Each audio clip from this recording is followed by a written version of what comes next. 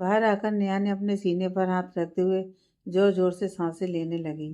तभी नेहा का फोन बजने लगा। नेहा फोन उठाकर अपनी गाड़ी की ओर बढ़ गई। गाड़ी की ड्राइविंग सीट पर बैठे हुए नेहा ने फोन अपने कान से लगा लिया।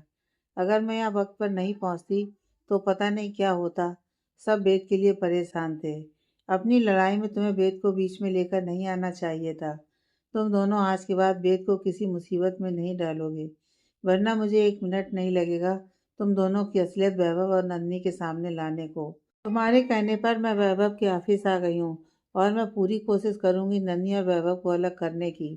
पर अगर तुमने कुछ गलत करने की कोशिश की तो तुम्हारे लिए अच्छा नहीं होगा। तुम्हें जो कहा है तुम वो करो बस। दूसरी तरफ से कहा गया, मैं पूरी कोशिश कर रही हूँ। अगर आज मैं वेद को नहीं समझाती तो वेद सब कुछ बता देता और तुम्हारा खेल आज ही खत्म हो जाता। दूसरी तरफ से कुछ कहा गया और कॉल कट गई। नेहा ने गहरी सांस ली और ब्यास हाउस की तरफ देखा और अपनी गाड़ी स्टार्ट करके निकल गई। नन्ही ने वैभव को परेशान देखा।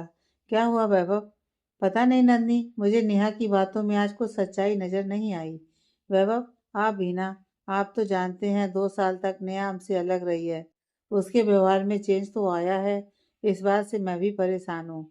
लेकिन मुझे नहीं लगता कि नेहा हमसे झूठ बोल रही होगी। वैभव ने अपना सिर हाँ में हिला दिया।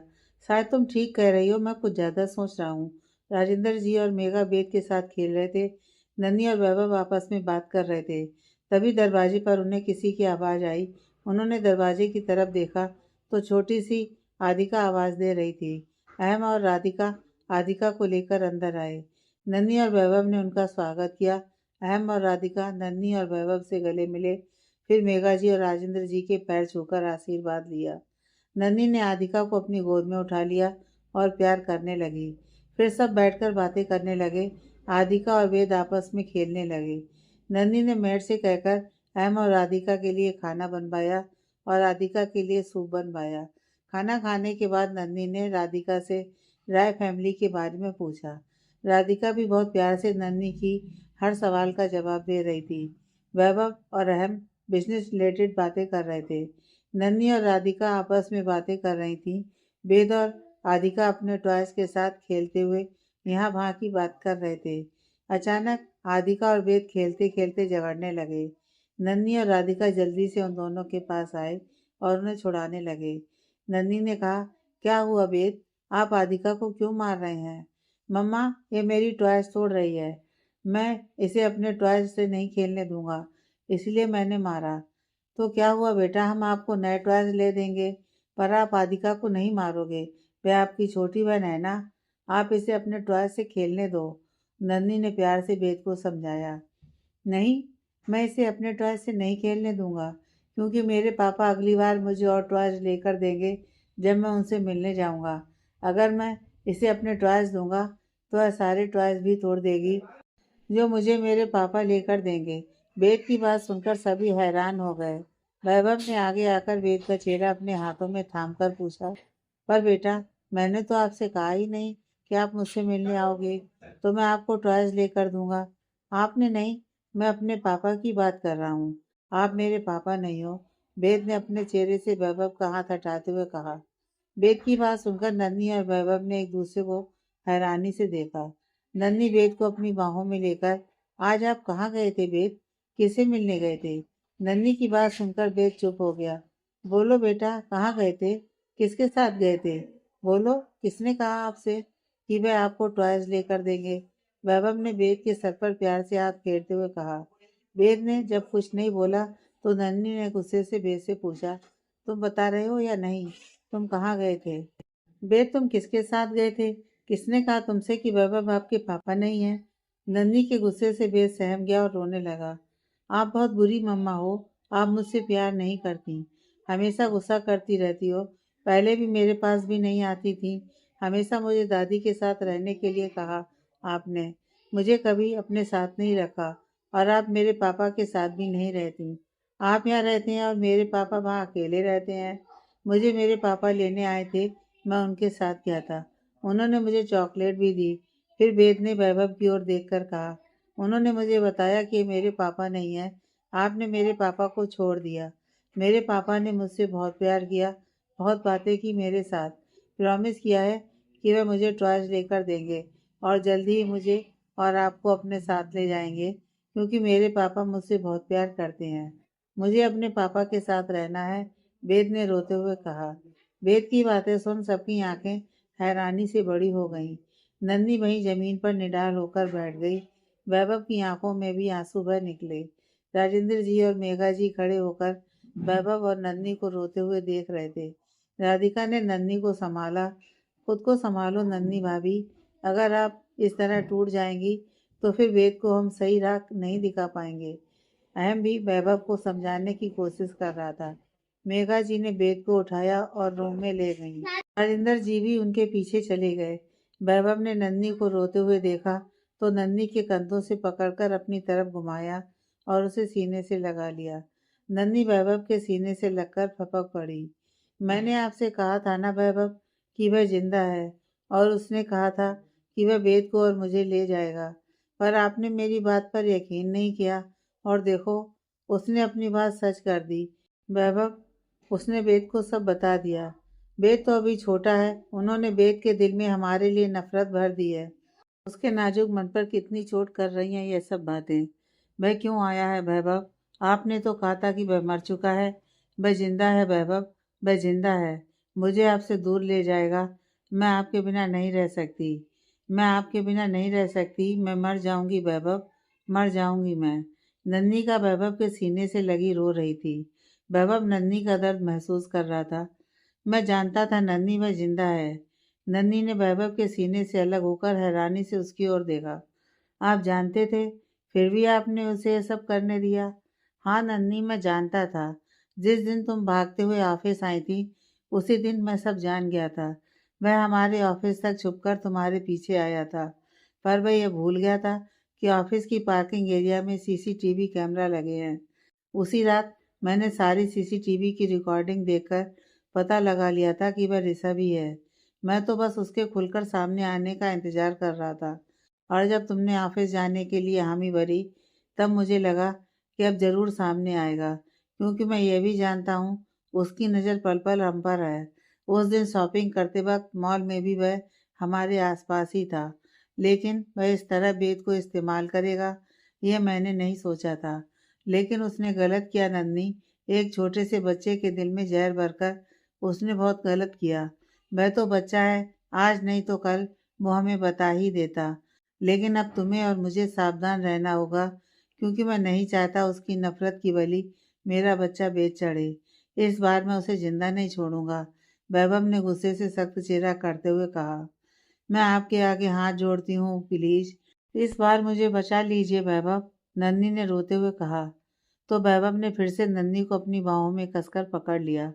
राधिका और अहम दोनों की बातें सुन रहे थे। मुझे मम्मा और पापा को बता देना चाहिए कि ऋषभ जिंदा है, अहम ने कहा, और मिस्टर राय जी को कॉल करने लगा। दूसरी तरफ जब मिस्टर शिव राय ने कॉल रिसीव नहीं की, तो अहम ने राय मेंशन में कॉल किया। वहाँ भी किसी ने फ़ोन नहीं उठाया, तो अहम परेशान हो उठा। 3 दिन से मैं रॉय मेंशन में कॉल कर रहा हूँ, कोई कॉल ही रिसीव नहीं कर रहा है। इसलिए मैं सीधा लंदन से मुंबई आ गया। सोचा यहाँ आकर उन्हें बताऊंगा, लेकिन अभी घर पर कोई फ़ोन रिसीव नहीं कर रहा। ऐसा कैसे हो सकता है? मैं भी कल से साधना भाभी को कॉल कर रही थी, लेकिन उनका फ़ोन भी चल नहीं रहा था, अनरीचेबल बता रहा था। ऐसा कैसे हो सकता है कि किसी का भी फ़ोन ठीक ना हो? राधिका ने परेशानी में अहम की ओर देखकर कहा। कहीं ऋषभ ने कुछ गलत तो नहीं किया होगा। हो सकता है ऋषभ राय मेंशन में हो, वैभव ने परेशानी में कहा। सब वैभव की बात सुनकर परेशान हो गए। वैभव राजेंद्र जी के रूम में गया और उन्हें वेद और घर का ख्याल रखने के लिए बोलकर रहम के साथ राय मेंशन जाने के लिए निकल रहा था कि नन्ही और राधिका ने भी साथ जाने के लिए कहा। नन्ही, तुम यहाँ रहकर वेद और अपना ख्याल रखो। मैं नहीं चाहता तुम पर कोई यहाँ जाए, और जब तक मैं वापस ना आऊँ, तुम किसी को घर के अंदर नहीं आने दोगी। मैं सिक्योरिटी गार्ड से कह देता हूँ कि वह मेरे आने तक किसी को भी घर के आसपास ना फटकने दे। नहीं वैभव, मैं आपको अकेले नहीं जाने दूंगी, क्योंकि ऋषभ कुछ भी कर सकता है। मैं भी आपके साथ चलूंगी, और आप मुझे मना नहीं करेंगे, आपको मेरी कसम। वैभव को हार कर नन्ही की बात माननी पड़ी। ठीक है, तुम भी चलो। वैभव, नन्ही, अहम, राधिका आदिका के साथ बाहर आ गए। बाहर आकर वैभव ने सिक्योरिटी गार्ड को सख्त हिदायत दी कि उसके आने तक घर के अंदर किसी को न जाने दिया जाए, और वैभव ने अपने पहचान से पुलिस की प्रोटेक्शन भी ले ली और दिल्ली के लिए निकल पड़े। सब राय मेंशन पहुंचे। अहम गाड़ी से निकलकर राय मेंशन के गेट तक आया और देखा वहाँ बहुत बड़ा सा ताला लगा हुआ था। अहम ताला देखकर वापस आया और गाड़ी के पास आकर वैभव से कहा, घर पर तो कोई नहीं है, कहाँ जा सकते हैं सब, और मुझे बताया भी नहीं। पिछले हफ्ते ही मैंने उन्हें फ़ोन करके बताया था कि हम लंदन से आ रहे हैं, और मैंने ये भी कहा था कि आने से 2 दिन पहले मैं उनको फ़ोन करके बता दूंगा। ऐसे अचानक सब एक साथ कहाँ जा सकते हैं? अहम ने परेशान होते हुए कहा। यह सब काम ऋषभ भाई का ही हो सकता है, राधिका ने कहा। सबके माथे पर चिंता की लकीरें खिंच गईं। अब कैसे पता चलेगा कि सब कहाँ हैं? वहां से किसी को कुछ पता नहीं चला। सब मुंबई वापस लौट आए। राजेंद्र जी ने पूछा। वैभव ने बताया कि वहां कोई नहीं था। अहम, वैभव ने हर जगह सबको तलाश करने की कोशिश की और किसी का कुछ पता नहीं चल रहा था। शिव राय के ऑफिस से पता चला, परम और शिवाय 1 हफ्ते से ऑफिस नहीं आए हैं। अहम काफी परेशान हो गया। वैभव और नंदनी वेद से बहुत प्यार से पेश आ रहे थे, पर वेद उन दोनों से दूर ही रह रहा था। वेद सिर्फ मेघा जी व राजेंद्र जी से ही बात कर रहा था और उनके साथ ही रह रहा था। वेद के मन में और नफरत ना भरे, इसलिए वैभव ने नंदनी को शांत रहने को कहा। दूसरी ओर वैभव और अहम रॉयल फैमिली को हर जगह तलाश कर रहे थे। वैभव ने घर की सिक्योरिटी बढ़ा दी थी। नन्ही और वैभव ऑफिस गए। अहम और राधिका आदिका के साथ व्यास हाउस में ही रुके हुए थे। ऑफिस पहुंचकर वैभव ने देखा नेहा अपने केबिन में बैठकर कुछ काम कर रही थी। वैभव नन्ही को उसके केबिन में भेजकर खुद सीधा नेहा के केबिन की ओर बढ़ गया। नेहा ने वैभव को देखा तो उठकर खड़ी हो गई। वैभव, अगर तुम फिर से उस दिन के बारे में सवाल करने आए हो तो मैं तुमसे यही कहूंगी कि उस दिन मुझे वेद बाहर गेट पर ही मिला था। मुझे नहीं पता वो कैसे बाहर गया और वहां कैसे पहुंचा था। मैं तुमसे यहाँ कुछ पूछने नहीं आया नेहा, क्योंकि मैं जानता हूँ कि उस दिन वेद कहाँ गया था। वैभव की बात सुनकर नेहा के माथे पर पसीना आ गया। वैभव ने आगे बढ़कर टिश्यू पेपर उठाया और नेहा के माथे पर पसीना पोंछने लगा और कहा, शायद तुम भी जानती हो कि उस दिन वेद कहाँ था। जितनी जल्दी में तुम निकली थी और जो बहाना तुमने बनाया था, उस पर मुझे आज भी यकीन नहीं। लेकिन अगर सब जानते हुए भी तुम मुझे कुछ नहीं बताना चाहती तो मैं तुम्हें फोर्स नहीं करूँगा। मैं बस इतना कहूँगा कि तुम मेरी दोस्त हो, बचपन की दोस्त। बहुत भरोसा करता हूँ तुमसे और तुम बहुत प्यार करती थी मुझसे। शायद आज भी करती हो, लेकिन मेरी दोस्ती और अपने प्यार का सिला तुम इस तरह दोगी, ये मैंने कभी सपने में भी नहीं सोचा था। नन्ही को तकलीफ देने के बारे में अगर तुम सोच रही हो तो तुम ये भूल रही हो कि नन्ही मेरी पत्नी है। इसलिए अगर तुम कुछ भी सोच रही हो तो ये तुम्हारे लिए बहुत गलत है नेहा। मैं भूल जाऊंगा अपनी दोस्ती, क्योंकि मुझे सिर्फ एक ही लड़की से रिश्ता याद है और वह है नन्ही। मुझे और किसी की परवाह नहीं है। अगर हमारी जंग में किसी ने वेद को मोहरा बनाने की कोशिश की तो उसे पहले वैभव व्यास का सामना करना होगा। इस बार मौत होगी, जरूर होगी, सिर्फ दुश्मनों की, और जरूर होगी। इतना कहकर वैभव केबिन का दरवाजा खोलकर गुस्से से बाहर निकल गया। वैभव के जाने के बाद नेहा बेतहाशा रोने लगी। वह अपने चेयर पर बैठकर अपने दोनों हाथों में अपना मुंह छुपाकर रो रही थी। तभी उसका फोन बजा। नेहा ने फोन उठाया। दूसरी तरफ से आवाज सुनते ही नेहा उठ खड़ी हुई। तुम ये सब गलत कर रहे हो। तुम जानते हो ना, साधना भाभी प्रेग्नेंट है, फिर भी तुम ऐसा कैसे कर सकते हो? तुमसे जो कहा जा रहा है तुम सिर्फ वो करो। दूसरी तरफ से एक लड़की की आवाज गूंजी। मैं ये सब नहीं कर सकती। तुम लोगों की तरह मैं इतनी पत्थर दिल नहीं हूँ। बेदर्द हो तुम लोग। तुम्हारी वजह से आज ऋषभ इतनी नफरत की आग में जल रहा है, और अब तुम साधना भाभी को मोहरा क्यों बना रही हो? अगर तुम अगले 1 घंटे तक तुम्हें जो काम कहा गया है वह करके यहाँ नहीं पहुंची तो फिर अपनी प्यारी साधना भाभी को मरे हुए देखने के लिए तैयार हो जाओ। देख पाओगी ना उनका निष्प्राण शरीर? दूसरी तरफ से उस लड़की ने गुस्से से चिल्लाते हुए कहा। डर के मारे नेहा की आंखें बड़ी हो गईं और सांसें तेज चलने लगीं। मैं अभी आ रही हूँ, प्लीज। तुम ऐसा कुछ मत करना, मैं बस वहाँ पहुँच रही हूँ, नेहा ने रोते हुए कहा। दूसरी तरफ से फ़ोन कट गया। नेहा ने जल्दी से अपनी कार की चाबी उठाई और बाहर दौड़ लगा दी। वैभव अपने केबिन में बैठा अपने दोनों हाथों की उंगलियों को बालों में धंसाए हुए कुछ सोच रहा था। तभी उसके फ़ोन पर किसी का फ़ोन आया। वैभव ने कॉल रिसीव की। हाँ, कहो डैनी। सर, नेहा मैडम इस वक्त किसी लॉयर से मिलने आई हैं। दूसरी तरफ से कॉल पर डैनी ने कहा। लॉयर से मिलने? नेहा को लॉयर से क्या काम हो सकता है? तुम बस उस पर नज़र बनाए रखना और मुझे पल पल की अपडेट चाहिए। एक सेकंड की भी चूक नहीं होनी चाहिए।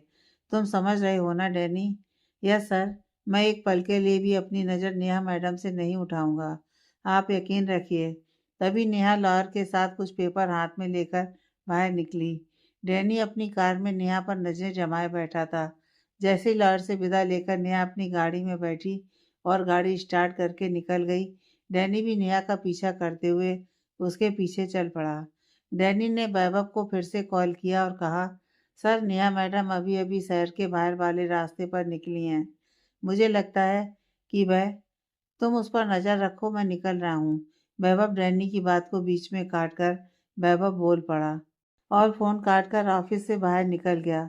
बाहर आकर उसने अपनी गाड़ी स्टार्ट की और शहर से बाहर जाने वाले रास्ते पर दौड़ा दी। वैभव कान में ब्लूटूथ लगाए डैनी से लगातार नेहा की लोकेशन पता कर रहा था। डैनी एक जासूस था जिसे वैभव ने नेहा के पीछे लगाया था ताकि वह यह पता कर सके कि नेहा कहाँ जाती है, किससे मिलती है, क्योंकि जिस दिन नेहा वेद के गायब होने के बाद वेद के साथ आई थी, उसी दिन से वैभव को नेहा पर शक था। अपने शक को यकीन में बदलने के लिए उसने डैनी की मदद से नेहा के हर एक मूवमेंट पर नज़र रखने का सोचा। इसलिए जब नेहा को कॉल आई तो वह ऑफिस से बाहर निकल गई। तभी से डैनी भी नेहा का पीछा कर रहा था। डैनी पल पल की अपडेट वैभव को बता रहा था। नेहा की गाड़ी के ठीक पीछे डैनी की गाड़ी थी। वैभव की गाड़ी बहुत पीछे थी। उसे ना तो डैनी की गाड़ी कहीं नजर आ रही थी और ना ही नेहा की। इसलिए वैभव ने अपनी गाड़ी की स्पीड बढ़ा दी। वह जल्द से जल्द पता करना चाह रहा था कि नेहा का मकसद क्या है, नेहा यह सब क्यों कर रही है और इस सब का साथ क्यों दे रही है। वेद की बातों से वैभव को यह तो यकीन हो गया था कि ऋषभ जिंदा है, पर वह कहाँ छुपा बैठा है, यह सच शायद सिर्फ नेहा जानती थी। वैभव ने अपनी तरफ से हर कोशिश कर ली थी ऋषभ को ढूंढने की, लेकिन उसे ऋषभ का कहीं सुराग नहीं मिल रहा था। इसलिए जब उसे नेहा पर शक हुआ तो उसने नेहा के पीछे डैनी को लगा दिया, क्योंकि नेहा एकमात्र सहारा लग रही थी उसे ऋषभ तक पहुंचने का।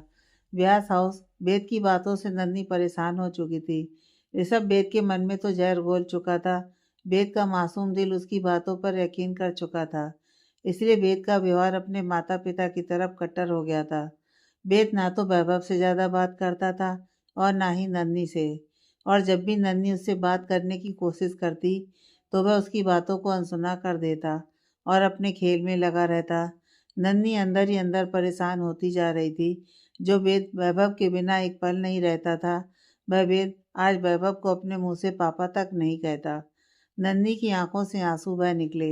मेघा जी वेद के साथ हर टाइम रह रही थी। वेद सिर्फ मेघा जी के पास ही रह रहा था।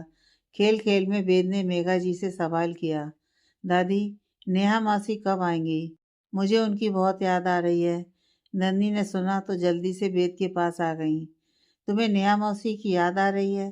ठीक है, मैं अभी उनको बुलाती हूँ। तुम खेलोगे नेहा मौसी के साथ? नंदनी ने प्यार से वेद के गाल को सहलाकर पूछा। वेद ने मासूम सा चेहरा नंदनी की ओर किया और अपने दोनों हाथों से उसका हाथ अपने चेहरे से हटा दिया। झूठ बोल रही हैं आप। आपको नेहा मौसी पसंद नहीं, इसलिए तो आप उन्हें घर नहीं आने देती थी। मुझे पता है आप नेहा मौसी को नहीं बुलाएंगी।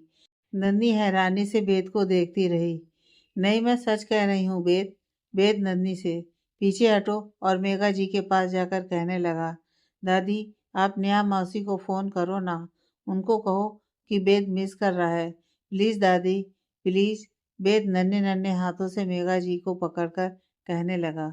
नंदी ने मेघा जी को कॉल करने का इशारा किया तो मेघा जी नेहा को कॉल करने लगी। नेहा का कॉल बिजी आ रहा था। नेहा का फ़ोन बिजी आ रहा था। वेद, मैं आपकी नेहा मौसी को थोड़ी देर बाद फ़ोन करके बुला लूँगी। फिर आप जितना चाहें अपनी नेहा मौसी के साथ खेलना। मेघा जी ने प्यार से बेद को गले लगाकर कहा। या नेहा मौसी आएंगी, मैं उनके साथ खेलूंगा। फिर नेहा मौसी मुझे पापा से मिलाने ले जाएंगी। आपको पता है दादी, नेहा मौसी ने कहा है वह मुझे पापा से मिलाने ले जाएंगी। बेद खुशी से चिल्लाते हुए मेघा जी से कह रहा था। बेद के मुंह से नेहा के लिए ये सब बातें सुनकर नन्ही और मेघा दोनों ही हैरान हो गईं। मेघा जी ने बेद को पकड़ा और उसे पूछने लगी, क्या कहा तुमने बेद? नेहा मौसी आपको पापा से मिलाने ले जाएंगी? बेद को अचानक से नेहा की बात याद आ गई। कुछ दिन पहले जिस दिन बेद गायब हुआ था, उस दिन नेहा को ऋषभ का कॉल आया था। नेहा भागते हुए उस जगह पहुंची जहां पर सिर्फ बेद ही था। नेहा भागती हुई गई और बेद को गले से लगा लिया। तुम यहाँ कैसे पहुंचे बेद? नेहा ने बेद को खुद से अलग करते हुए पूछा। मुझे यहाँ पापा लाए थे, उन्होंने मुझे चॉकलेट भी दी। बेद ने मासूम सा चेहरा बनाकर कहा। पापा? मतलब तुम यहाँ पापा के साथ आए थे? वैभव कहाँ है? तुम्हारे पापा कहाँ हैं? नहीं नेहा मौसी, मैं यहाँ अपने पापा के साथ आया था और पापा ने बताया कि वह मेरे पापा हैं। वैभव मेरे पापा नहीं हैं। मेरी मम्मा पापा को छोड़कर उनके साथ रहती हैं। मम्मा को पापा के साथ रहना चाहिए ना। देखो पापा कितना रो रहे थे और उन्होंने मुझे कहा कि मैं यहाँ इंतजार करूँ, वह भी वापस एक चॉकलेट लेकर आएंगे। नेहा ने बेद की बातें सुनी तो नेहा की आंखें हैरानी से बड़ी और चेहरा गुस्से से लाल हो गया। यह तुम क्या कह रहे हो बेद? तुम्हारे पापा वैभव हैं। तभी नेहा का फोन पर किसी का कॉल आया। नेहा ने फोन रिसीव किया। बेद जो कह रहा है वह सच है और तुम्हें बेद को इस सच से रूबरू करवाना है और बेद को समझाना है कि वह नन्ही या वैभव किसी से बात ना करे। फोन पर किसी लड़की की आवाज आई। पर तुम, यह सब गलत है। बेद बच्चा है, तुम लोग क्यों उसके साथ खेल रहे हो? उसके मासूम दिल से खेल रहे हो। उसके दिल पर कितनी चोट करेंगी ये बातें, तुम यह सोच भी नहीं सकती। तुम ऐसा कैसे कर सकती हो? तुमसे जितना कहा गया है तुम बस वो करो, नहीं तो तुम जानती हो ना क्या हाल होगा यहाँ पर, तुम्हारे अपने ना होकर भी अपनों का। इसलिए चुपचाप मुंह बंद करो और दिमाग चलाओ और वेद को समझाओ। वो ये बातें किसी से ना करे, वरना तुम जानती हो क्या हो सकता है। नेहा कुछ कहती उससे पहले ही कॉल कर चुकी थी। नेहा ने वेद को अपनी गोद में उठाया और गाड़ी में लेकर सीट पर बैठा दिया। नेहा खुद गाड़ी ड्राइव करने लगी। नेहा ने गाड़ी एक साइड लगाई और वेद को प्यार से कहा, वेद तुम्हें चॉकलेट खाना पसंद है ना? वेद ने खुश होकर नेहा की तरफ देखा। हाँ मौसी, मुझे चॉकलेट बहुत पसंद है। आप मुझे चॉकलेट लेकर दोगे? पापा ने कहा था वह लेकर आएंगे, लेकिन आप मुझे ले आए। पापा मेरा इंतजार कर रहे होंगे। चॉकलेट लेकर आओगे मेरे लिए? बेद, मैं तुम्हें बहुत सारी चॉकलेट लेकर दूंगी, लेकिन आज तुम पापा से मिले थे, यह बात तुम घर पर किसी को नहीं बताओगे। अगर तुम घर पर किसी को नहीं बताओगे तो पापा जो चॉकलेट लेकर आएंगे वह मैं तुम्हारे लिए लेकर आया करूंगी। प्रॉमिस करो तुम किसी से इस बारे में बात नहीं करोगे। सच में? नेहा मौसी, आप मेरे लिए चॉकलेट लेकर आओगे? तो मैं आज की बात किसी को नहीं बताऊंगा। प्रॉमिस, पक्का वाला प्रॉमिस। पर आप बताओ, आप मुझे पापा से मिलाने लेकर आया करोगी ना? प्रॉमिस करो। ठीक है, अगर तुम घर पर दादी दादू मम्मा पापा किसी को नहीं बताओगे तो मैं तुम्हें पापा से मिलने लेकर चलूंगी और वह तुम्हें बहुत सारी चॉकलेट लेकर देंगे। ठीक है, प्रॉमिस, नेहा ने कहा। तो वेद खुशी खुशी उसके गले लग गया।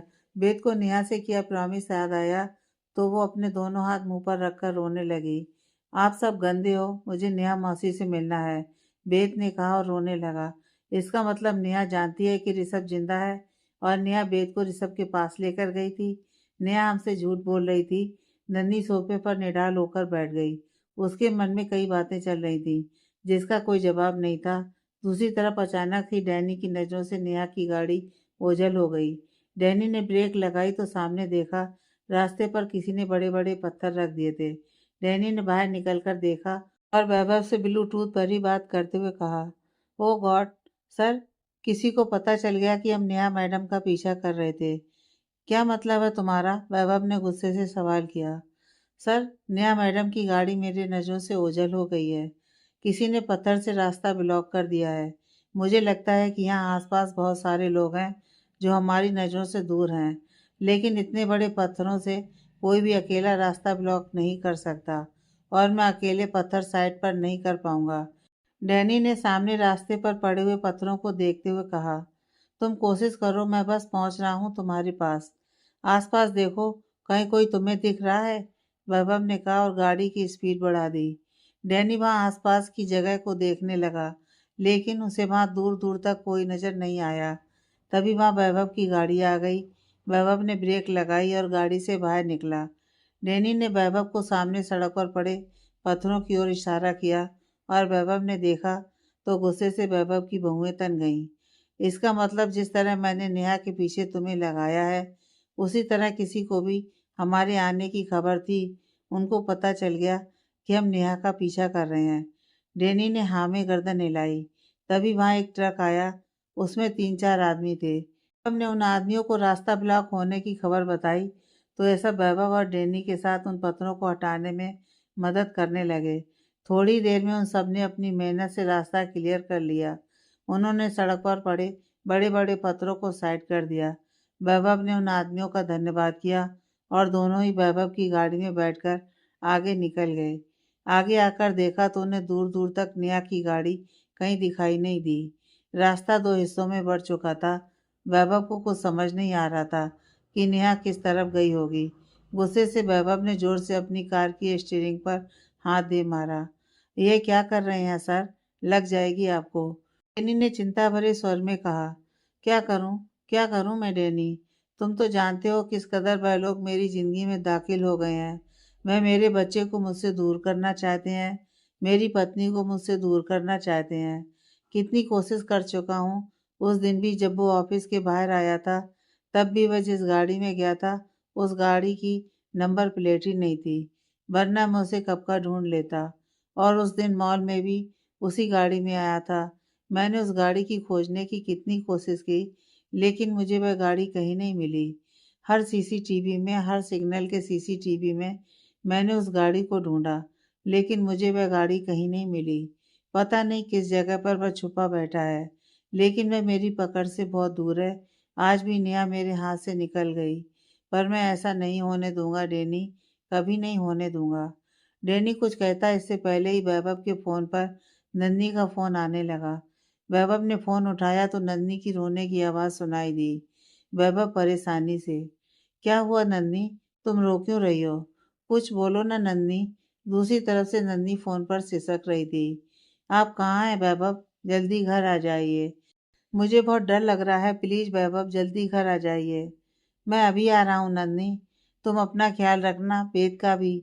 मैं बस अभी घर पहुंच रहा हूँ। वैभव ने जल्दी से गाड़ी की स्टीयरिंग घुमाते हुए ब्लूटूथ कान में लगाए हुए ही कहा और गाड़ी वापस उसी रास्ते पर घर जाने के लिए दौड़ा दी। रास्ते में डैनी को उसकी गाड़ी के पास छोड़कर और खुद घर के लिए आने लगा। थोड़ी देर में वैभव ब्यास हाउस के बाहर था। वह जल्दी से अपनी गाड़ी से निकला, गाड़ी लॉक करके घर के अंदर भागा। वैभव जैसे ही घर के अंदर पहुंचा, सामने सोफे पर बैठे ऋषभ को देखकर वैभव की बहुएं गुस्से से तन गईं। ऋषभ की तरफ बढ़ा, लेकिन उससे पहले ही कुछ आदमियों ने वैभव का रास्ता रोक दिया।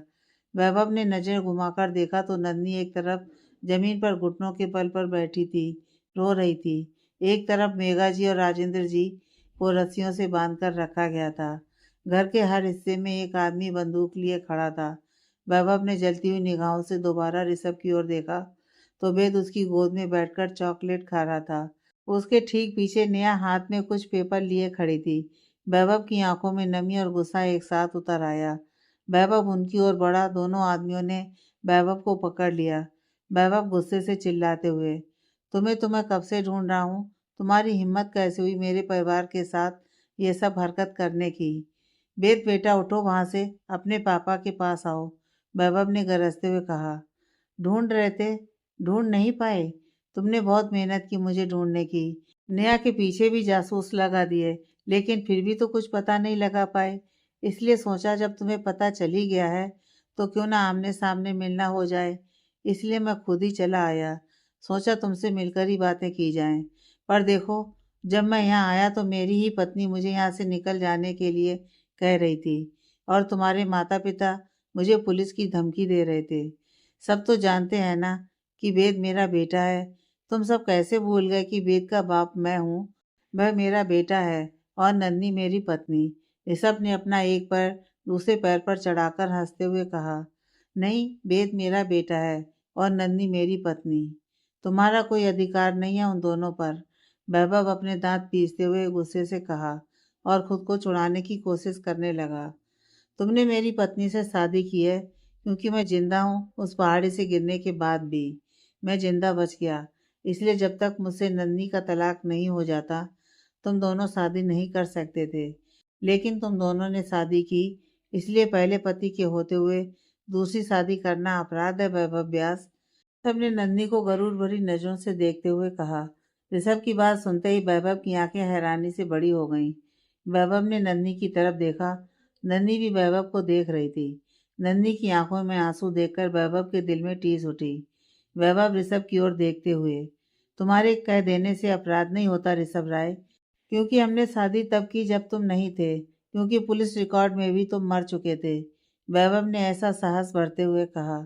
लेकिन तभी नेहा ने एक पेपर आगे बढ़ाकर वैभव के हाथों में थमा दिया, जिस पर नन्ही और ऋषभ के सिग्नेचर थे। उस कागज को देखकर वैभव ने नेहा की तरफ नजरें उठाईं, तो नेहा ने अपनी नजरें झुका लीं। इसका मतलब तुम इन सब में ऋषभ का साथ दे रही थी ना? मुझे तुम पर शक था, लेकिन उसे यकीन में बदलने में तुमने मेरा बहुत साथ दिया नेहा। वैभव ने नेहा को गुस्से से देखते हुए कहा। मैंने कुछ नहीं किया वैभव, ये वक्त आने पर सब पता चल जाएगा। इस वक्त मैं मजबूर हूँ, मैं कुछ नहीं कह सकती। नेहा ने एक हाथ से अपनी आंखों के आंसू साफ करते हुए कहा। मेरी जिंदगी लुट गई और तुम कह रही हो तुमने कुछ नहीं किया। देख रही हो ये मैरिज सर्टिफिकेट, ये पेपर मुझे ये बताने का दावा कर रहे हैं कि नन्ही मेरी पत्नी नहीं, वेद मेरा बेटा नहीं, और तुम कह रही हो तुमने कुछ नहीं किया। तभी ऋषभ अपनी जगह से उठ खड़ा हुआ और वैभव के पास आया। अब तो तुम नहीं कह सकते ना वैभव व्यास कि नन्ही तुम्हारी पत्नी है, क्योंकि नन्ही कल भी मेरी पत्नी थी, आज भी मेरी पत्नी है और आगे चलकर पूरी जिंदगी मेरी ही पत्नी बनकर रहेगी। इसलिए तुम्हारा उस पर कोई हक नहीं। वैभव ने गुस्से भरी आंखों से ऋषभ को देखा। इतना कुछ होने के बाद भी तुम बदले नहीं ऋषभ राय, क्योंकि तुम आज भी नन्ही को एक खिलौना समझते हो, जो तुमने बच्चों की तरह जिद की और तुम्हें मिल गया। तुम्हें नन्ही की भावना, उसकी खुशियों की जरा भी परवाह नहीं। शायद तुम्हें नहीं पता नन्ही मुझसे प्यार करती है, तुमसे नहीं। इन कागजों पर फर्जी सिग्नेचर करवाकर तुमने आज फिर उसे अपनी पत्नी साबित कर लिया, लेकिन उसके दिल में क्या है ये तो आज भी नहीं समझ पाए। मुझे इसकी परवाह नहीं, वह सिर्फ मेरी पत्नी है और आज अपनी पत्नी को ले जाने आया हूँ। बेहतर होगा तुम मुझे नहीं रोकोगे। मैं नहीं चाहता कि तुम मुझे कुछ गलत करने पर मजबूर करो, ऋषभ ने सख्त चेहरे से कहा। ऋषभ ने नन्ही की ओर देखा और धीरे धीरे उसकी तरफ कदम बढ़ाने लगा। नन्ही आंस भरी नजरों के साथ वैभव को देख रही थी। वैभव को ऋषभ के आदमियों ने पकड़ रखा था।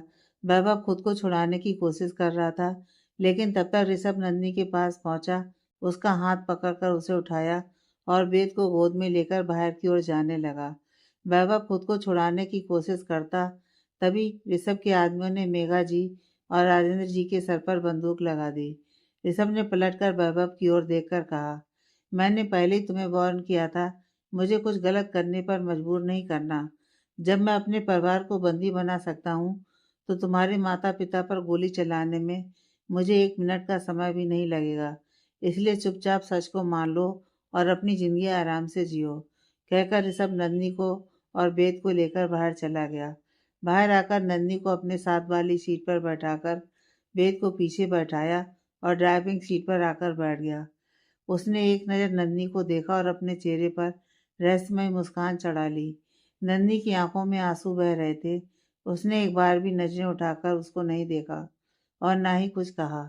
ऋषभ ने गाड़ी स्टार्ट की और वहां से चला गया।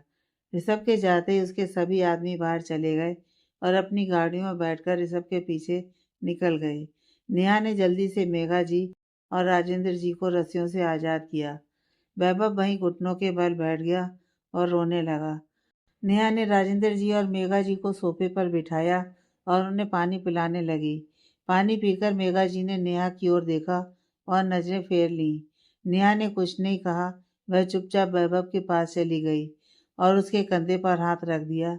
वैभव को अपने कंधे पर किसी का हाथ महसूस होते ही उसने नजरें उठाकर देखा, तो नेहा को देखकर वैभव की आंखों में गुस्सा उभर आया। वह उठ खड़ा हुआ और नेहा को दोनों कंधों से जकड़ते हुए, क्यों किया तुमने नेहा? क्यों किया ये सब? क्या मिला तुम्हें? तुमने ऋषभ का साथ दिया, दूर कर दिया मुझसे नंदनी को, मेरे बेद को। मैं कैसे जीऊंगा उसके बिना? और नंदनी, नंदनी ने मैरिज सर्टिफिकेट पर कैसे साइन कर दिया?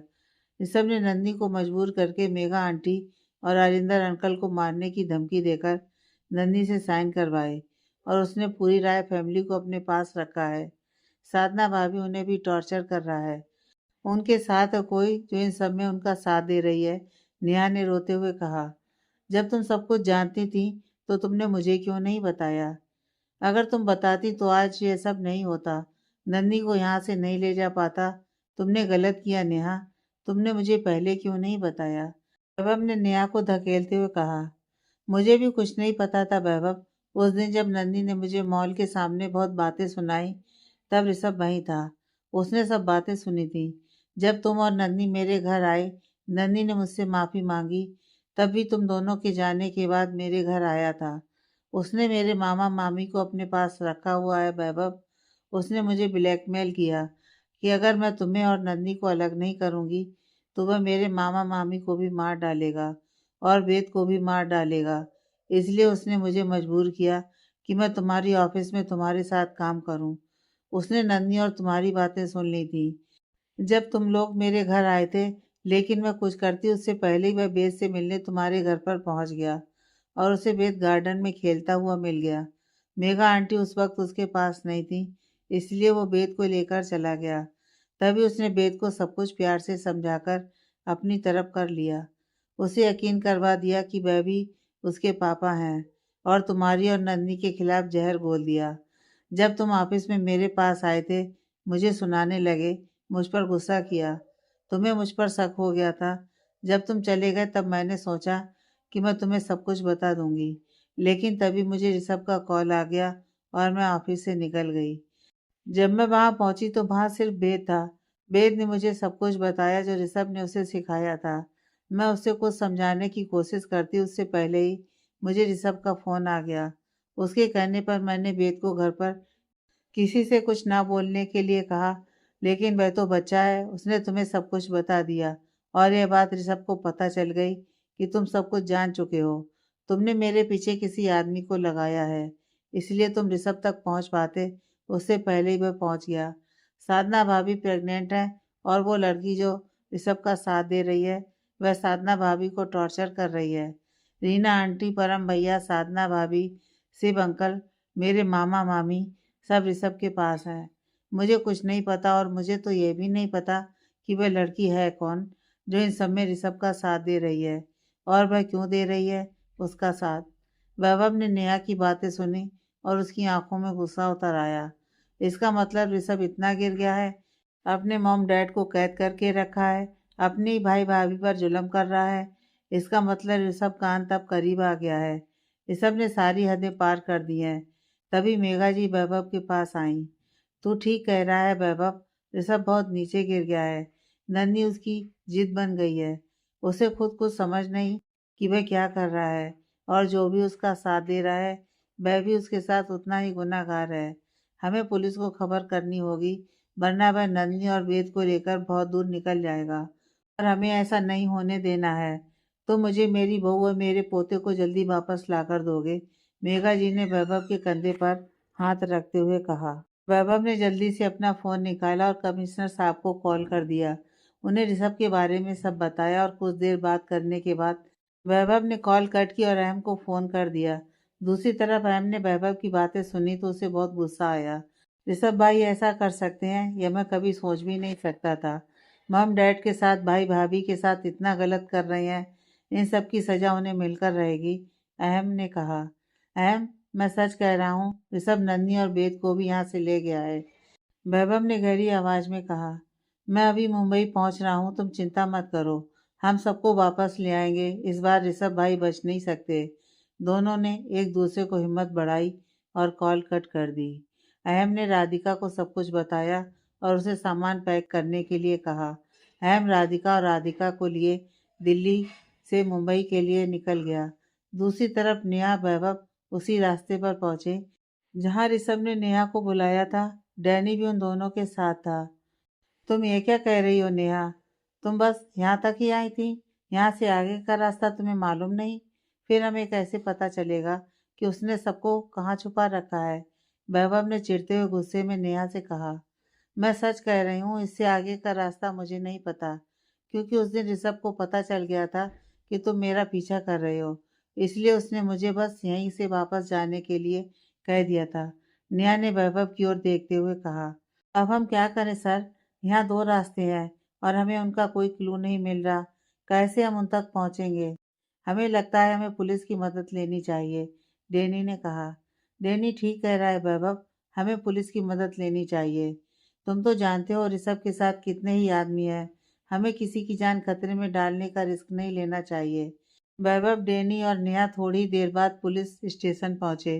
वैभव कमिश्नर साहब के सामने बैठकर, सर वह जिंदा है, हमें जल्दी से जल्दी उसे ढूंढना है, वरना वो कुछ भी कर सकता है। वह मेरी पत्नी और मेरे बच्चे को अपने साथ ले गया है और उसने अपने पूरे परिवार को कैद करके रखा है। मैं आपकी बात समझ रहा हूँ वैभव व्यास। मैंने अपनी पूरी पुलिस टीम उस एरिया में लगा दी है। जैसे उसका पता चलेगा हम उसे पकड़ लेंगे। आप भरोसा रखें, इस बार ऋषभ हमारी पकड़ से नहीं बच सकता। दूसरी तरफ ऋषभ नन्ही और वेद को लेकर शहर से बाहर एक बहुत बड़ी हवेली में पहुंचा। नन्ही चुपचाप उसके साथ चली जा रही थी। ऋषभ ने वेद को गोद से उतारा और उसका हाथ थामकर आगे बढ़ने लगा। कुछ ही देर में कुछ आदमी उसके सामने आए। उसने उन सब को वो कुछ इशारे में कुछ पूछा। सबने हाँ में जवाब दिया। ऋषभ नन्ही और वेद को लेकर ऊपर के कमरे की ओर चला गया। दोनों को कमरे में बैठाकर खुद कमरे से बाहर निकलकर उस कमरे को दरवाजे को बाहर से बंद कर दिया। वेद जल्दी से जाकर नन्ही से चिपक गया। मम्मा, हम पापा के पास कब जाएंगे? मुझे ये पापा बिल्कुल पसंद नहीं है। इन्होंने आपको घर पर कितना रुलाया ना, और दादू दादी को भी रस्सियों से बांध दिया। मुझे ये पापा नहीं चाहिए। मुझे इनसे चॉकलेट भी नहीं चाहिए। आपने मुझे क्यों कहा कि मुझे इनके पास रहना है? कौन सा गेम है मम्मा? और यह गेम हम कब तक जीतेंगे? प्लीज मम्मा बताओ ना, हम बाबा पापा के पास कब जाएंगे? ने नन्ही के सीने से लगे हुए कितने सवाल कर दिए। नन्ही को कुछ दिन पहले की बात याद आने लगी। शाम का वक्त नन्ही वेद के साथ अपने रूम में थी। वेद बेटा, आप जानते हो बाबा पापा आपसे कितना प्यार करते हैं। नहीं, वह मेरे पापा नहीं है। मेरे पापा वह हैं जिन्होंने मुझे चॉकलेट लेकर दी। आप झूठ बोल रही हैं। आप तो मेरे पापा के साथ रहती भी नहीं। वेद ने अपना चेहरा दूसरी तरफ करते हुए बैठते हुए कहा।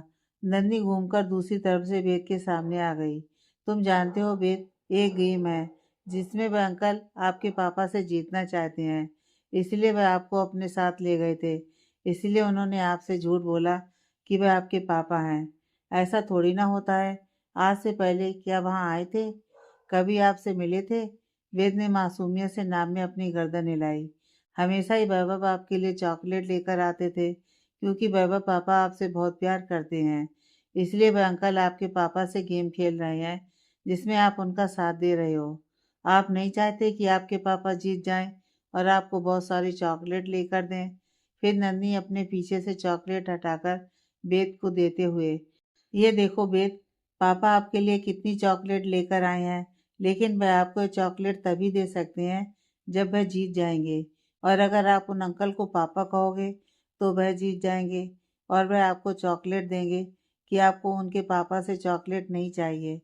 चाहिए मम्मा, पर वह अंकल पापा के साथ गेम क्यों खेल रहे हैं? जैसे बच्चों की गेम होती है ना, जैसे आप अपने फ्रेंड्स के साथ खेलते हो, वैसे ही ये पापा वाली गेम है जो बड़े लोग खेलते हैं। इसलिए तो आप इस गेम में अपने बाबा पापा को हरा रहे हो। नहीं मम्मा, मैं अपने पापा को हारने नहीं दूंगा। मैं उन अंकल को पापा नहीं बोलूंगा, वैभव ने मासूमियत से कहा। नन्ही के चेहरे पर मुस्कुराहट आ गई। उसने वेद को अपने गले से लगा लिया। तभी नन्ही को मेघा जी और राजेंद्र जी की चिल्लाने की आवाज आने लगी। नन्ही ने रूम की खिड़की से झांक कर देखा तो ऋषभ कुछ आदमियों के साथ घर के अंदर आ गया था। नन्ही के दिल में डर घर कर गया। वह जल्दी से वेद के पास गई और उसे समझाने लगी। वेद बेटा, नीचे अंकल आए हैं जो तुम्हें यह कह रहे हैं कि वह तुम्हारे पापा हैं। इसलिए अब हम नीचे जाएंगे और तुम उन्हें अपना पापा कहोगे। उनके सामने तुम वही करोगे जो वह कहेंगे। पर मम्मा, ऐसे तो बाबा पापा गेम हार जाएंगे और मुझे चॉकलेट नहीं देंगे। मुझे बहुत सारी चॉकलेट खानी है। नहीं बेटा, इस बार आपके पापा जीत जाएंगे, इसलिए आपको वही करना होगा जो आपके अंकल कहेंगे। अगर आप वही करोगे जो अंकल आपसे कहेंगे तो आपके बाबा पापा जीत जाएंगे और हम आपको बहुत सारी चॉकलेट के साथ आइसक्रीम भी खिलाएंगे और घुमाने भी लेकर चलेंगे। ठीक है, बस आपको वही करना है जो अभी अभी मैंने आपको समझा दिया है। वेद ने मासूमियत से अपनी गर्दन हिला दी। नन्ही ने जल्दी से अपना फ़ोन उठाया और रोते हुए वैभव को फ़ोन कर दिया। वैभव, जल्दी आ जाइए, मुझे बहुत डर लग रहा है। नीचे से कुछ आदमी नन्ही के रूम की तरफ आए और नन्ही और वेद को लेकर नीचे आ गए। ऋषभ को सोफे पर बैठा देखकर नन्ही डर के मारे कांप गई थी। ऋषभ के पीछे नेहा को देखकर नन्ही की आंखों से आंसू निकल आए। ऋषभ ने वेद को अपने पास आने के लिए कहा। वेद ने एक नज़र नन्ही को देखा। नन्ही ने आंखों से कुछ इशारा किया तो वेद जाकर ऋषभ की गोद में बैठ गया। ऋषभ ने अपनी जेब से कुछ चॉकलेट निकालकर वेद को दी, जिसे वह खाने लगा। नन्ही ने हिम्मत करके चिल्लाते हुए ऋषभ को घर से निकल जाने के लिए कहा। मेघा जी, राजेंद्र जी ऋषभ को पुलिस की धमकी देने लगे। अगर वह यहाँ से नहीं गया तो वह पुलिस को बुला लेंगे। ऋषभ ने अपने आदमियों को इशारा किया और मेघा जी और राजेंद्र जी को बांधने के लिए कहा। उसके आदमियों ने दोनों को रस्सी से बांध दिया। ऋषभ ने दो आदमियों को उनके सर पर गन पॉइंट करने के लिए कहा और कुछ पेपर नन्ही के सामने कर दिए। नन्ही ने एक नज़र राजेंद्र जी और मेघा जी को देखा और उन पेपर पर जल्दी से साइन कर दिए। ऋषभ पेपर को देखकर जोर जोर से हंसने लगा। तभी वैभव घर के अंदर आ गया। बोलो ना मम्मा, कब खत्म होगी ये गेम? सच में मुझे ये अंकल बिल्कुल पसंद नहीं। इनके पास तो गन भी है, ये हमें मार देंगे ना मम्मा? वेद ने धीरे से रोते हुए कहा। वेद की आवाज़ सुन नन्ही की तंद्रा टूटी। नहीं बेटा, ये हमें नहीं मारेंगे। आप डरो मत, आपको डरना नहीं है। आपको बस अपने वैभव पापा को जिताना है और इस गेम को जल्दी से जल्दी ख़त्म करना है। नन्ही ने वेद को फिर से सीने से लगाते हुए कहा। कुछ देर में ऋषभ अपने दो आदमियों के साथ खाना लेकर उस कमरे में पहुंचा जहां नन्ही और वेद थे। ऋषभ ने आदमियों को इशारा किया तो उन्होंने टेबल पर खाना रख दिया और चले गए। ऋषभ ने नन्ही से कहा, वेद को खाना खिला दो और तुम भी खा लेना। अब तुम दोनों को यहीं रहना है मेरे पास। नन्ही ने कुछ नहीं कहा और चुपचाप वेद को खाना खिलाने लगी। ऋषभ असमंजस से नन्ही के चेहरे के भाव को देख रहा था। दो चार निवाले खाने के बाद नन्ही ने वेद को दूध का गिलास दिया। वेद दूध पीने लगा। ऋषभ सामने चेयर पर बैठकर नन्ही और वेद को देख रहा था। ऋषभ का इस तरह देखना नन्ही को असहज कर रहा था, पर उसने एक बार भी नजर उठाकर ऋषभ को नहीं देखा। ऋषभ को नन्ही का शांत स्वभाव बेचैन कर गया था। ऋषभ उठा और दरवाजा बाहर से लॉक कर नीचे चला गया। ऋषभ के जाते ही नन्ही ने वेद को अपने पास बुलाया। बेटा, वही करना जो मैंने आपको समझाया है, वरना अंकल को हम पर शक हो जाएगा और पापा ही गेम हार जाएंगे। वेद ने मासूमियत से अपनी गर्दन हिलाई और नन्ही के सीने से लग गया। मम्मा, आप परेशान मत हो, मैं वही करूँगा जो अंकल कहेंगे। पर मम्मा, हम घर कब जाएंगे? मुझे यहाँ बहुत डर लग रहा है। मुझे दादी के पास जाना है। नन्ही वेद का चेहरा अपने हाथों में थाम कर। बस बेटा, कुछ समय और, फिर हम घर जाएंगे, पापा के पास, दादी के पास। नन्ही ने मुस्कुराकर वेद से कहा और उसे बेड पर लिटाकर थपकी देकर सुलाने लगी। थोड़ी देर में वेद सो गया। नन्ही ने पास में पड़ी चादर उठाकर वेद को कवर किया और खुद दरवाजे के पास आ गई। नन्ही ने दरवाज़ा खोलने की कोशिश की, पर बाहर से लॉक लगा होने के कारण दरवाज़ा नहीं खुला। नन्ही ने कमरे में चारों तरफ अपनी नजरें घुमाई। कमरे में दो खिड़कियां थीं। नन्ही एक तरफ खिड़की के पास गई तो वह खिड़की सील थी। वहां बड़ा सा कांच लगा था। नन्ही ने दोनों तरफ से खोलने की कोशिश की, लेकिन वह खिड़की कहीं से भी खुल नहीं सकती थी। नन्ही ने खिड़की का पर्दा पीछे किया। बाहर अंधेरा होने के कारण उस खिड़की के कांच में से कुछ भी दिखाई नहीं दे रहा था। थककर नन्ही दूसरी खिड़की पर आ गई। जैसे ही नन्ही ने खिड़की को पुश किया, वो खिड़की खुल गई। नन्ही ने झांक कर देखा तो सामने दो आदमी गन लिए दिखाई दिए। उन आदमियों की पीठ नन्ही की तरफ थी। नन्ही ने झट से खिड़की बंद की और वेद के पास आकर बैठ गई। नहीं, मुझे जो भी करना होगा सही समय देखकर करना होगा, वरना वेद की जान को भी खतरा हो सकता है और मैं वेद की जान को किसी खतरे में नहीं डाल सकती। नन्ही ने खुद से कहा और चुपचाप बेद के पास आकर लेट गई और बेद के बालों को सहलाने लगी। वैभव हॉल में परेशान सा बैठा था। नेहा उसके सामने थी। तुमने ठीक नहीं किया। नन्ही वहाँ अकेली है। अगर तुम दोनों ने कुछ सोचा था तो मुझे बताना चाहिए था। नेहा कुछ कहती उससे पहले ही नेहा का फोन बजने लगा। नेहा ने फोन की स्क्रीन पर देखा तो उसके मुंह से निकला नन्ही। नेहा के मुंह से नन्ही का नाम सुनते ही वैभव जल्दी से उठा और नेहा के हाथ से फोन ले लिया। मेघा जी, राजेंद्र जी, अहम, राधिका भी वैभव के इर्द गिर्द खड़े हो गए। दूसरी तरफ नन्ही की आवाज़ सुनते ही वैभव की आंखें नम हो चली थीं। चेहरे पर दर्द की लकीरें उभर आईं। हेलो नेहा, तुम सुन रही हो ना? नन्ही आहिस्ता आहिस्ता बोल रही थी। हाँ, सुन रहा हूँ मैं, वैभव ने गहरी सांस लेते हुए कहा। वैभव की आवाज़ सुनते ही नन्ही के चेहरे पर हैरानी और दर्द के मिले जुले भाव उभर आए। वैभव, आप? नन्ही के मुंह से इतने ही शब्द निकले और उसने अपनी आंखें बंद कर लीं। हाँ नन्ही, मैं। तुमने इतना बड़ा कदम उठा लिया और मुझे एक बार भी नहीं बताया। मेरी इतनी सिक्योरिटी, इतने गार्ड होने के बाद भी ये सब मेरे घर तक पहुंच गया, क्योंकि यह सब तुमने और नेहा ने मिलकर किया। और मैं यहाँ परेशान हो रहा था। ऐसा कैसे हो सकता है? ऋषभ मेरे घर के अंदर पहुंच गया और मुझे पता भी ना चला। तुमने ऐसा क्यों किया नन्ही? एक बार मुझसे पूछ लेती, बात कर लेती। तुमने और नेहा ने मिलकर इतना बड़ा फैसला ले लिया। तुम जानती हो ऋषभ जानवर है, एक भैंसी जानवर। अगर उसने तुम्हारे साथ कुछ गलत कर दिया ना, तो इस बार तुम्हारा वैभव जीते जी मर जाएगा। बस वैभव, दोबारा ऐसी बात अपनी जुबान पर कभी मत लाइएगा। मुझे माफ़ कर दीजिए, लेकिन अगर मैं ऐसा नहीं करती तो हम बाकी घर वालों को कभी नहीं बचा पाते। ये सब आपको, अहम भाई को और ज़्यादा ब्लैकमेल करता। मैरिज सर्टिफिकेट के दम से वह मुझे तो अपने साथ ले ही जाता और बाकी घर वालों को भी चोट पहुंचाता। इसलिए जब मुझे नेहा ने बताया उसने पूरी राय फैमिली को अपने पास रखा है और साधना भाभी को टॉर्चर कर रहा है, तब मैंने और नेहा ने मिलकर यह फैसला लिया। मतलब, मैं कुछ समझा नहीं, वैभव ने बेचैनी के भाव से कहा। नन्ही खिड़की के पास आकर बाहर झाँक कर धीरे धीरे बोलने लगी। कल जब वेद नेहा से मिलने की जिद कर रहा था, तब मुझे पता चला कि उस दिन नेहा को पता था वेद ऋषभ के पास है। नेहा वेद को ऋषभ से मिलने के बाद वापस लेकर आई थी।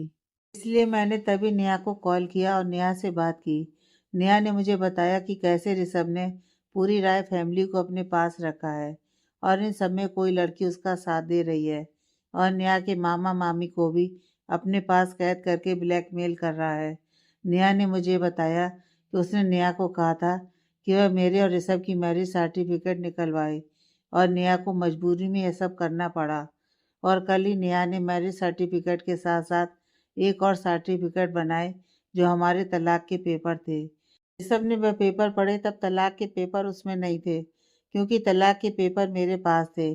जैसे ही ऋषभ ने मुझे मैरिज सर्टिफिकेट पर साइन करने के लिए कहा, तभी मैंने इसमें तलाक के पेपर रख दिए और उन पर साइन कर दिए। और उसके बाद ऋषभ ने बिना पढ़े उन पेपर पर साइन कर दिए और जब उसने साइन किए, साइन होते ही उसका और मेरा तलाक हो चुका था। पेपर पर साइन होते ही ऋषभ ने खुशी से वह पेपर हवा में उछाल दिए थे। जैसे ही पेपर हवा में उछले, इससे पहले ऋषभ का कोई आदमी पेपर एकत्र करता, उससे पहले नेहा ने इकट्ठे किए। उसमें से तलाक के पेपर अलग कर लिए और बाकी पेपर ऋषभ को थमा दिए। और वहाँ से आते वक्त मैं अपने साथ एक फ़ोन लेकर आई थी, ताकि मैं आप लोगों तक सारी खबर पहुँचा सकूँ। और आप चिंता मत कीजिए, मैं यहाँ पर ठीक हूँ। इस बार ऋषभ मुझे हाथ भी नहीं लगा पाएगा। आपको मुझ पर भरोसा है ना? इस बार आपकी नन्ही आपके पास ही आएगी और सही सलामत।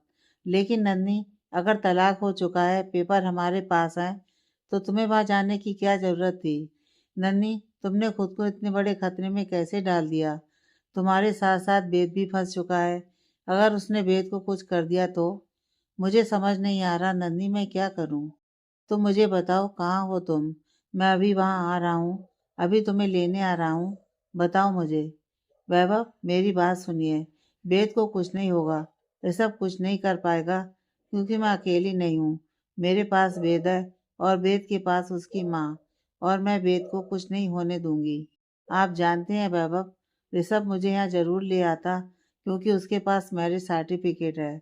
अब हमने उससे धोखे से तलाक के पेपर पर भी साइन करवा लिए हैं। अगर हम उसे बता देते कि हमने तलाक पेपर पर साइन करवा लिया है, तब भी वह हम सबको किसी न किसी बहाने या राय फैमिली के जरिए ब्लैकमेल करता।